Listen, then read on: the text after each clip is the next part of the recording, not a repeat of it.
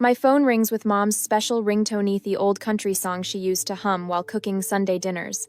I press the speaker button, balancing my laptop on my knees as I curl deeper into my home office chair. "Calla, sweetheart, are you busy?" Mom's voice bubbles through the speaker, that special cheerfulness she reserves for family announcements. "Just finishing a client proposal." I minimize the spreadsheet where I've been calculating quarterly projections for a healthcare startup. "What's up?" "Well, I wanted to share some exciting news." She pauses for dramatic effect. "Your brother just bought that beautiful Tudor in Oakwood Hills. You know, the one with the stone pathway and those gorgeous maple trees?" My fingers freeze over the keyboard. Finn bought a house in Oakwood Hills? The exclusive neighborhood where homes start at $500,000. The same neighborhood where I lost a bidding war last spring. "Yes, they close next week. Your father and I are just thrilled." I straighten in my chair. "That's unexpected. Last month he was saying the market was too expensive." "Oh, we helped him out a bit." Mom's voice lilts upward. "We gave him $85,000 for the down payment. Nothing makes us happier than seeing our children settled." The room tilts sideways. $85,000. I grip the edge of my desk to steady myself. "Mom, that's incredibly generous." "Well, you know how it is. Finn's starting his life, and that neighborhood is perfect for when they have children." She pauses. "You've always been so independent, sweetie. We figured you didn't need help." The words land like a slap. Independent. The family code word for, we don't have to worry about Calla. My phone buzzes with a text notification. I glance down to see an alert from my bank. "Unusual account activity detected. Attempted access to closed joint account number 4582. The joint account I closed 3 weeks ago. The one I originally opened to help Dad pay his medical bills when he lost his insurance." "Mom, I need to go. Something's come up with work." "Always working. That's our Calla. Will we see you Sunday for brunch?" My mind flashes back to last month's family dinner. Dad raising his glass to Finn's new temporary job at his friend's landscaping company. Finally doing real work with his hands. Meanwhile, my business, the one that paid their property taxes last year, was dismissed as just consulting. "Calla? You there?" "Sorry, Mom, I've got to run." I hang up before she can hear the tremor in my voice. I dial my attorney's number from memory. Morgan Cooper's office. "It's Calla Whitaker. Is she available? It's urgent." 2 minutes later, Morgan's crisp voice comes through. "Calla, what's happened?" "My parents just tried to access our old joint account, the one we closed last month. The attempted access was logged. They can't touch what they don't know exists. They just gave my brother $85,000 for a house down payment." My voice sounds hollow even to my own ears, right before trying to withdraw from my account. A pause. "I see. And what would you like to do about this information?" I open my laptop and create a new spreadsheet. The title forms under my fingertips. Family Karma Audit.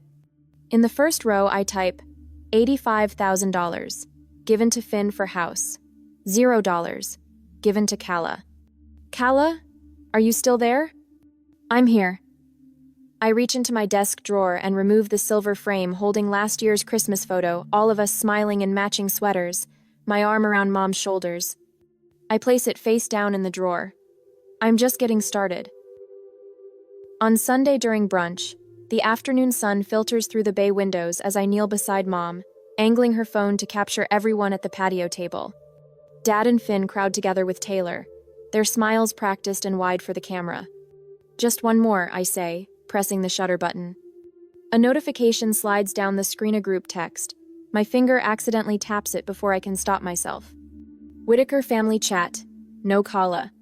The breath freezes in my lungs. 3 years of messages from a thread I never knew existed. My eyes dart across the screen, catching fragments as I scroll quickly. "Dad, closing tomorrow on the Oakwood house. Finally beat those California transplants driving up prices." Finn, that family that outbid us last year, moved to Seattle. Karma. The family that outbid them. My bid. On the Tudor with maple trees that I'd fallen in love with last spring. Mom, remember we need to check Calla's joint account before she notices. Graham, can you stop by the bank Tuesday? Finn, Little Miss Independent won't even realize. She's too busy consulting to check her statements. Taylor, you guys are too much. Family takes care of family. My fingers turn to ice. I nearly dropped the phone. Calla? Are you finished? Mom's voice pulls me back. I hand her the phone, muscle memory taking over while my mind spins. Perfect shots, I manage to say, my voice surprisingly steady. I slip back to my place at the table, now hyper-aware of the physical distance. Everyone else sits clustered at one end, shoulders touching, voices overlapping while I occupy what suddenly feels like the children's table at Thanksgiving dinner. Finn leans forward, elbows on the tablecloth. So I was thinking about redoing the roof right away. The inspector said it's got 5 years left, but why wait? We're talking copper accents, architectural shingles. Sounds expensive, Taylor adds, her voice bright with anticipation. 18,000, right? I sip my water, calculations running through my head. That's a significant investment. How are you planning to cover that on your landscaping salary, Finn? The question comes out measured, curious rather than accusatory. The table falls silent. Mom's spine straightens as if pulled by a string. Why are you always so aggressive? She asks, her voice tight with warning. Dad places his fork down with deliberate care. That tone is unladylike, Calla. It's intimidating to men when women talk about money like that. Finn snorts, reaching for another biscuit. Feminist Calla at it again, counting every penny. Some of us prefer to live a little. We're helping with the landscaping, Mom interjects, folding her napkin into smaller and smaller squares. The yard has so much potential with those maple trees. The same maple trees I'd planned to build a reading bench under. Taylor nods enthusiastically. Family takes care of family. Your parents helped with my student loans too. She reaches across to squeeze Mom's hand. I don't know what we'd do without them. My phone vibrates in my pocket. A text from a number I haven't seen in years. Greer Hollis. We need to talk about Florida. Cousin Greer, the black sheep who vanished from family gatherings 5 years ago after a mysterious argument with Dad about Grandma's estate. Before I can respond, another message arrives, this one from Morgan. Discovered forged signatures on timeshare sale. Call me as soon as possible. The dining room door swings open, and Rebecca, my assistant, steps in with practiced confidence. She nods politely to my family before approaching with a manila folder. Sorry to interrupt Sunday brunch, but these required your immediate attention. Her eyes convey a different message. I've got your back. You brought work to family brunch? Mom's voice climbs half an octave. If you keep putting business before family, we'll have to reconsider your invitation to the holiday gathering. Dad's expression darkens. This attitude of yours is damaging our relationship, Calla. Your brother never brings work to family functions. Finn smirks over the rim of his mimosa. Maybe if you weren't so calculating all the time, you'd actually find a husband who could put up with you. I accept the folder from Rebecca with steady hands, feeling strangely detached from their barbs. For the first time, I see the pattern with perfect clarity, how they've used my independence against me, how they've reframed my success as a character flaw. Thank you, Rebecca. I stand, tucking the folder under my arm. I should review these. As I walk toward the guest bathroom, my phone buzzes again. Morgan's message is brief but electric. Documents received. This is worse than we thought. I lock the bathroom door and lean against the cool marble counter, confronting my reflection in the mirror. The woman staring back doesn't look betrayed or broken. She looks clear-eyed, resolute. The question forms in my mind with perfect clarity. Would I continue supporting people who see my independence as an invitation to take more? Or would I finally draw the line they've been crossing for years? The answer comes not in words, but in the straightening of my shoulders and the steel entering my spine. I open Rebecca's folder to find 15 years of family financial records, meticulously organized and highlighted. Attached to the first page is a sticky note in her precise handwriting. You didn't imagine it, it's all here. My phone vibrates at midnight, Finn's name flashing on the screen. I consider letting it go to voicemail, but answer on the third ring. Hey, what's going on? I keep my voice neutral, sliding out of bed and walking to the kitchen. Calla, thank God. Finn's voice carries that particular breathless quality he reserves for financial emergencies. The home inspection found black mold in the attic. I need $18,000 for remediation before we close next week. I fill a glass with water, taking a long sip before answering. That's a significant amount. What did the bank say? Come on, you know they won't extend the loan this late in the process. His voice shifts, softer now. It's just a short-term thing. 60 days, tops. The microwave clock glows 12:17 a.m. I place my glass on the counter with a deliberate click. Have you asked Mom and Dad? A pause. They suggested I call you, said you're flush with cash from that healthcare contract. Of course they did. I trace a finger along the granite countertop, feeling its cool solidity against my skin. I can't help you, Finn. What do you mean you can't? Or won't? His voice hardens. This is family, Calla. Yes, it is. I end the call and block his number. The morning brings 3 voicemails from Mom, each progressively more wounded. The last one makes my stomach twist. Honestly, Calla, I don't understand why you're being so difficult about helping your brother. Aunt Judy asked about you at Bridge Club yesterday, and I hardly knew what to say. Family supports family. That's how we raised you. I delete all 3 without responding and drive to my downtown office. The autumn sky stretches clear blue above the city skyline, mocking my darkening mood. Rebecca meets me at the elevator, coffee in hand and worry in her eyes. Your 10 o'clock canceled, but there's something else. Your parents are in the conference room. I stop mid-stride. What? They showed up 20 minutes ago. Said they needed to speak with you urgently. She lowers her voice. Your Kensington healthcare clients are due in 45 minutes. Perfect timing. I take the coffee, inhaling its bitter strength. Tell them they have 15 minutes. Mom rises when I enter, arms outstretched as if for a hug I have no intention of giving. Dad remains seated, examining the room with the appraising eye of someone mentally calculating square footage costs. Darling, we've been so worried. You haven't returned any calls. Mom's floral perfume fills the air between us. I'm preparing for an important client meeting. I remain standing. What's so urgent? Dad clears his throat. It's about your brother's house. The inspection revealed some issues that need immediate attention. I'm aware. Finn called at midnight. Then you understand the urgency. Mom places her hand on mine. I resist the urge to pull away. We've already done so much for him with the down payment. We thought perhaps you could handle this small repair. Small. $18,000 is small. Number. The single word lands with surprising weight. Mom blinks rapidly. Dad's jaw tightens. Calla Elizabeth, he says, using my full name as he did when I was 10. Your brother needs help. And I needed help last spring when I lost the bidding war on the house he's now buying with your money. My voice remains steady. You told me the market would correct itself and I should be patient. An uncomfortable silence stretches between us, broken by Rebecca knocking gently on the doorframe. Miss Whitaker, your Kensington clients are in the lobby. Thank you, Rebecca. I turn back to my parents. I have work to do. Mom's face crumples. We just need to understand why you're being like this.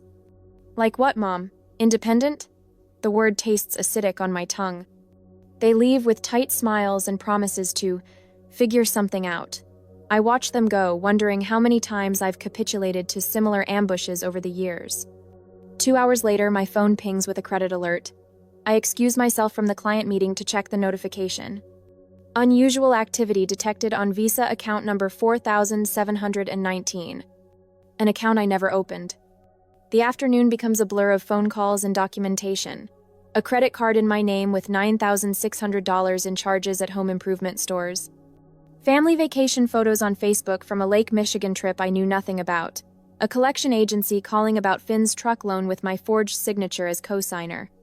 This is a clear pattern, Morgan says when I call her. The attorney's voice carries the professional calm of someone accustomed to family betrayals. How soon can you meet? Tomorrow morning. Bring whatever documentation you have. And Calla, consider changing your locks. I hang up as my office door opens. It's Rebecca, holding a thick manila envelope. Your cousin Greer called while you were on the phone. She asked me to give you this in person, not by mail. Rebecca hesitates. She said it's about your grandparents' Florida property. My fingers tremble slightly as I open the envelope. Inside, a stack of notarized documents show a timeshare sale from 3 years ago with my signature on the transfer paperwork, a signature I never made. More damning is the second document, a copy of my grandparents' will, highlighting a separate inheritance designated specifically for me, money I never received. My phone rings. Morgan. I've reviewed the preliminary documentation, she says without preamble. We have a solid paper trail of financial exploitation spanning at least 5 years. This isn't just family taking advantage, Calla. This crosses into criminal territory. I feel something shift inside Minot, the crushing weight of betrayal, but something unexpected: lightness. While organizing my desk drawer, I find the receipt for the platinum watch I bought Dad last Christmas, $750 I couldn't really afford, but spent anyway, wanting to see his face light up. Attached is a return slip dated the 26th of December. Store credit issued to Graham Whitaker, $750. The next morning, I meet Greer at a coffee shop downtown. My cousin looks both older and more resolved than when I last saw her at Grandma's funeral. "They did the same to me," she says without preamble. After I questioned why Uncle Graham was handling Grandma's estate instead of the designated executor. Suddenly, I wasn't invited to family functions. Mom started telling everyone I was having mental health issues. I wrap my hands around my mug. "How much have they taken?" "From me? About $40,000 in inheritance I can prove. From you?"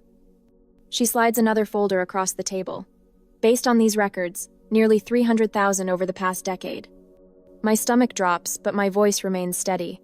"How did you get these?" "Aunt Iris left her email logged in on my laptop last Thanksgiving. I've been gathering evidence ever since." She meets my eyes directly. "They've been selling off family properties for years, Calla. Properties with our names on the deeds." That afternoon, Morgan calls again. "I've spoken with my partners. We'd like to handle your case pro bono." Her voice carries unusual emotion. "This is elder abuse in reverse. You're not alone in this situation." Later that day, my mentor Diane suggests a comprehensive documentation strategy for the inevitable family confrontation. Create packets for each person, everything organized chronologically. No emotion, just facts. Rebecca stays late 3 nights running, helping organize years of financial records into color-coded evidence packets. "You know this means war," she says, sealing the last envelope. "Number," I shake my head. "This means justice." I send a certified letter requesting a family meeting at my home office on Saturday. They try to reschedule 3 times. I remain firm. Finn calls Thursday night, his voice slurred and angry. "You need to stop harassing the family, Calla. Mom's blood pressure is through the roof because of your bullshit." "I'll see you Saturday at 10, I reply and hang up. After he calls back 6 times, I block his number too. Friday evening, Rebecca helps me prepare the improvised EV conference room at home. As she arranges water glasses and notepads with precision, I reveal the final piece. There's something else they don't know about. I unlock my desk drawer and remove a leather-bound binder labeled Family Karma Audit. Rebecca's eyes widen as I open it, revealing meticulous records dating back 15 years. Bank statements, text messages, emails, photos of checks, loan agreements, never honored. "You've been keeping track all along." "Yes." I run my finger down the final column of the spreadsheet. $297,842.16. "What are you going to do?" Rebecca asks. I close the binder with a quiet snap. I'm going to give them exactly 1 chance to make this right. The conference table in my home office gleams under recessed lighting. I've positioned everyone with precision: my parents on the far side, Finn beside them, Greer to my right, and attorney Morgan Cooper at the head of the table. Rebecca stands quietly by the credenza, managing the coffee service with the same efficiency she brings to our client presentations. "Thank you all for coming." I open the leather portfolio that contains the records of my family's financial exploitation. "I've asked you here to address some concerning patterns I've discovered." Mother fidgets with her pearl bracelet. "Really, Calla, this formal setting seems excessive for a family chat." "This isn't a chat." I slide the first document across the polished surface. This is a comprehensive accounting of financial support I've provided over the past decade. Father's face pales as the total at the bottom catches his eye. $297,842.63. Attorney Morgan distributes copies to everyone. Miss Whitaker has maintained meticulous records, as you can see. Finn scoffs, pushing the paper away. "This is ridiculous. You're keeping score? Family doesn't count pennies." Apparently, my pennies were the only ones being counted. I click the remote. The wall-mounted screen displays security footage from First National Bank. This was taken 3 months ago. That's you, Finn, using my driver's license and social security card to access my accounts. The room falls silent. Taylor shifts uncomfortably in her chair. "After everything we've done for you," Mother whispers, her voice cracking with practiced emotion. How can you attack your family this way? Father adopts his puzzled expression, the same one he used when questioned about missing tools from my garage. I don't recall any of these arrangements. My memory isn't what it used to be. Finn stands abruptly, his chair scraping against hardwood. I'm not going to sit here while you attack Mom and Dad. I'll make sure everyone in the family knows how you're treating them. Please do. I press another button on the remote. Finn's voice fills the room. Kala's such a sucker. All you have to do is mention Dad's medical bills and she writes another check. The best part? She's so busy working, she never notices when a little extra disappears. His recorded laughter cuts through the room like broken glass. Finn lunges for the door. Morgan steps in front of it. I suggest you remain seated, Mr. Whitaker. We're just getting started. Greer clears her throat and opens her own folder. I have the documents regarding the Florida timeshare sale. She spreads papers across the table. These signatures were forged. The handwriting analysis confirms it. Mother's mascara begins to run. Father stares at the floor, knuckles white against his armrests. Identity theft carries serious penalties, Morgan explains, her voice steady and professional. Wire fraud, forgery, unauthorized account access, these are criminal offenses with potential jail time. Rebecca serves coffee with quiet efficiency, placing cups in front of each person. Nobody reaches for them. If you discovered your family had stolen your identity and taken nearly $300,000 from you over a decade, I ask, looking each of them in the eye, would you pursue criminal charges, or would you give them one last chance to make it right? The question hangs in the air. Mother's confident facade crumbles first. Her shoulders curl inward as she stares at the spreadsheet. We never meant. You meant exactly this, I interrupt. The text messages planning to access my account before she notices make your intentions clear. Finn jumps up again. This is insane, I'm leaving. Morgan doesn't move from her position by the door. There are 2 police officers in my car outside. One word from Miss Whitaker, and they'll come in with warrants. Father hasn't spoken since the evidence presentation began. He sits motionless, eyes fixed on the table. Mother's crying turns from delicate tears to ugly sobs. You can't do this to your family. You did this, I correct her. My voice remains steady despite the rage burning in my chest. Every time you called me independent while taking advantage of my generosity. Every time you celebrated Finn while dismissing my success. Every time you forged my signature or accessed my accounts without permission. Taylor stands suddenly. I didn't know any of this. She looks at Finn with disgust. You told me Kala approved those loans. Taylor Finn reaches for her arm. She pulls away. Don't touch me. She grabs her purse and moves toward the door. Morgan steps aside to let her pass. The confident family unit that walked into my office an hour ago has disintegrated. Mother cries into a tissue. Father stares silently at the floor. Finn looks frantically between them, waiting for someone to fix this situation like they've fixed everything else in his life. I close my portfolio with a decisive snap. Now, let's discuss how you're going to make this right. Mother dabs at her eyes with a tissue. The perfect shade of coral lipstick remains untouched despite her theatrical display. We just wanted to help Finn start his life, she says, voice wavering with practiced vulnerability. You were already so established with your business. Father leans forward, elbows on the polished conference table in my home office. We always intended to leave you more in the will, to balance things out. His fingers tap a nervous rhythm against the mahogany surface. Finn, slouched in his chair, perks up. What we need is a family healing retreat. Not all this legal nonsense. He gestures dismissively at Attorney Morgan, who sits beside me with perfect posture, her silver pen poised over her legal pad. Mother nods enthusiastically. Your father and I were thinking we could sign over our timeshare in Scottsdale as fair compensation. The association fees are reasonable, and you'd have a vacation spot whenever you want. The same worthless timeshare they couldn't sell last year. The one with a lien against it for unpaid maintenance fees. I maintain eye contact with each of them as I open the leather portfolio Morgan prepared. From it, I withdraw 2 sealed envelopes. I've brought 2 options today. My voice sounds different, lower, steadier than it's ever been in their presence. The first envelope contains a legal agreement for full repayment with interest over 5 years. I place it in the center of the table. The second contains criminal complaints for fraud, forgery, and identity theft, ready to file with the district attorney. The silence feels like ice cracking beneath their feet. I've supported this family for 15 years. I spread the documents before them like playing cards. Today, that ends. Morgan slides forward a thick folder. These bank statements show systematic transfers from Kala's accounts to yours over the past decade.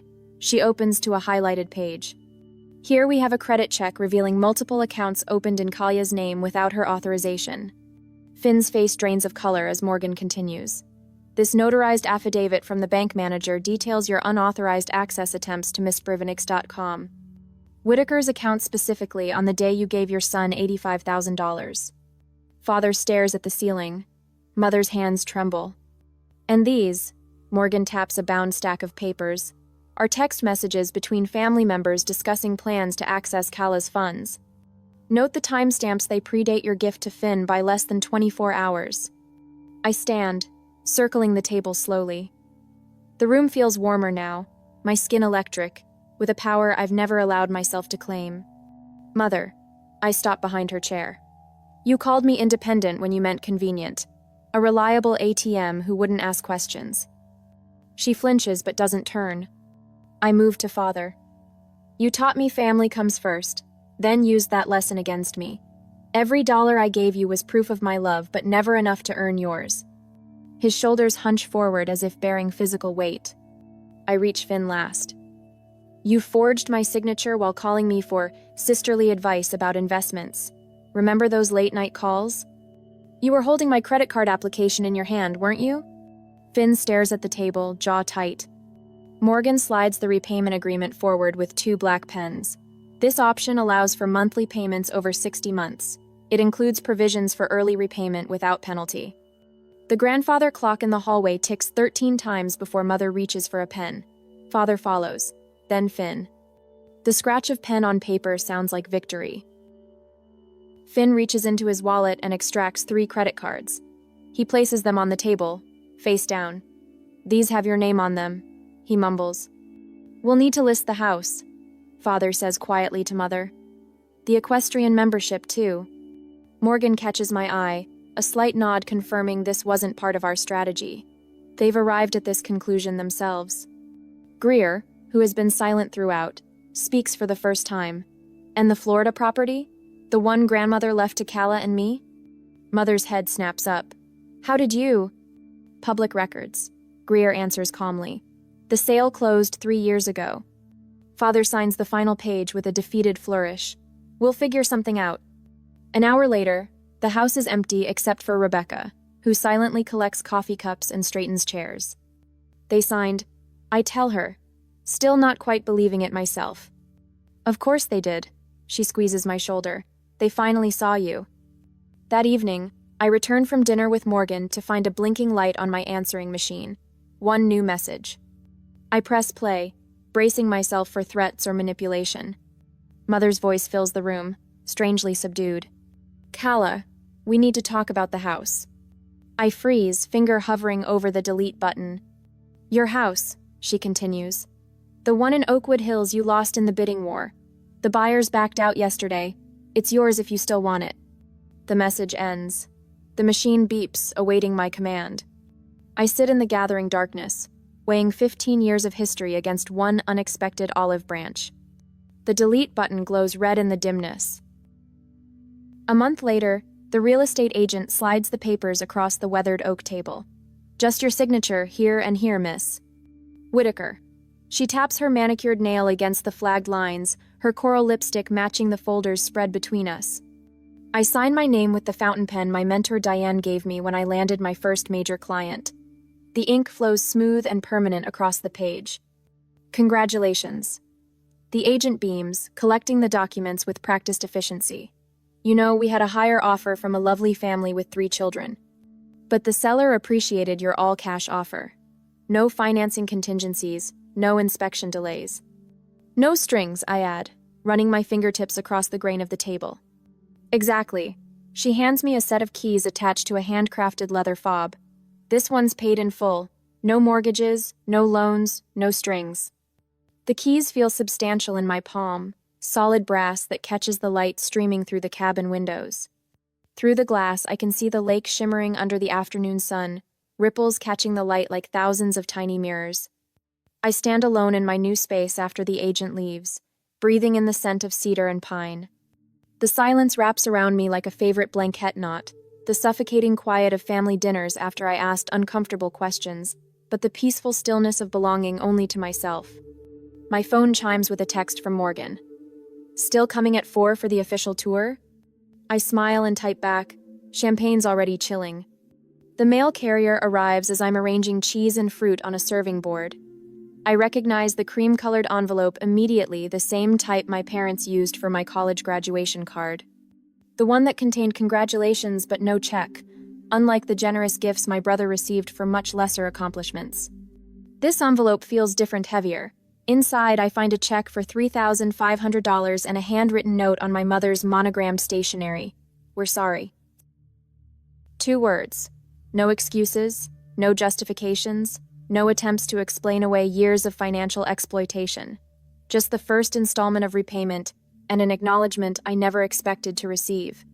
I place the check in a folder labeled Restitution Payments and continue preparing for my guests. Rebecca arrives first, carrying potted herbs for my kitchen windowsill. Greer follows with a hand-woven blanket in sunset colors. Morgan brings a bottle of expensive scotch and news that makes me pause while pouring water for the fresh flowers. Finn's house is listed as a short sale, she says, accepting the glass of champagne I offer. Your parents sold their Cadillac and that boat your father was so proud of. They're moving into a senior apartment complex next month. I nod, feeling neither vindication nor sorrow. And the timeshare proceeds? Greer received her first payment yesterday. Morgan raises her glass toward my cousin. Everything proceeding exactly as legally agreed. We gather around the fireplace as evening approaches, the 4 of us forming a circle of hard-won trust.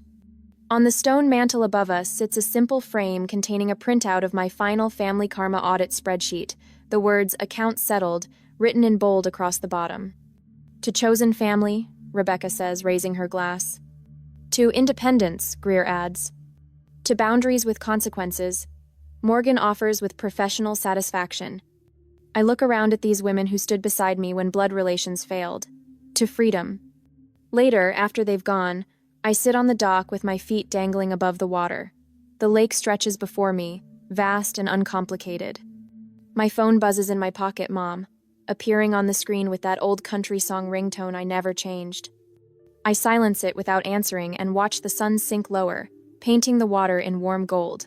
The weight that lived between my shoulder blades for years has finally dissolved. Independence isn't what made me unworthy of their help. Independence is what finally set me free. If your family uses your strength as a reason to withhold support while draining your resources, would you have the courage to show them exactly how independent you can be?